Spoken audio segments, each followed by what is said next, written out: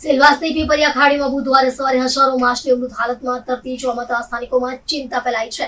મોટી સંખ્યામાં લોકો ખાડી કિનારે એકત્ર થયા હતા. સ્થાનિકોનો આક્ષેપ છે કે ચોમાસામાં કેટલાક ઉદ્યોગો વરસાદી વહેણનો લાભ લઈ અશુદ્ધ કચરો છોડે છે. ગયા વર્ષે પણ આવી જ ઘટના બની હતી, પણ તપાસના પરિણામો આજ સુધી જાહેર થયા નથી. પર્યાવરણ કાર્યકરોએ તાત્કાલિક વૈજ્ઞાનિક તપાસની માંગ કરી છે. સેલવાસની પીપરિયા ખાડીમાં બુધવારે વહેલી સવારે હજારો માછલીઓ મૃત અને અર્ધમૃત હાલતમાં પાણીની સપાટી પર તરતી જોવા મળતા ખળભળાટ મચી ગયો છે.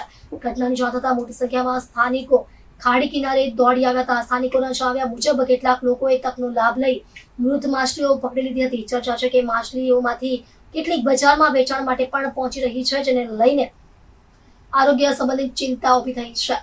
પર્યાવરણ કાર્યકરોએ આ ઘટનાને ગંભીર ગણાવી છે. તેમનું કહેવું છે કે ગયા વર્ષે પણ આ જ ખાડીમાં મોટી સંખ્યામાં માછલીઓના મોત થયા હતા. જોકે તે સમયની તપાસના પરિણામો જવાબદાર કોણ હતું અને શું કાર્યવાહી થઈ તેની કોઈ સ્પષ્ટ માહિતી આજ સુધી જાહેર કરાઈ નથી. કાર્યકરોનો આક્ષેપ છે કે ચોમાસામાં કેટલાક ઉદ્યોગો વરસાદી પાણીના વહેણનો લાભ લઈને ખાડી અને નદીઓમાં જોખમી ઔદ્યોગિક કચરો છોડે છે. જોકે હાલની ઘટનામાં કોઈ ચોક્કસ ઉદ્યોગની સંડોવણી અંગે સત્તાવાર પુષ્ટિ થઈ નથી. સ્થાનિકોએ વહીવટીતંત્ર, મત્સ્ય ઉદ્યોગ વિભાગ અને પ્રદૂષણ નિયંત્રણ બોર્ડને તાત્કાલિક પાણીના નમૂના લઈ વૈજ્ઞાનિક તપાસ કરવાની માંગ કરી છે.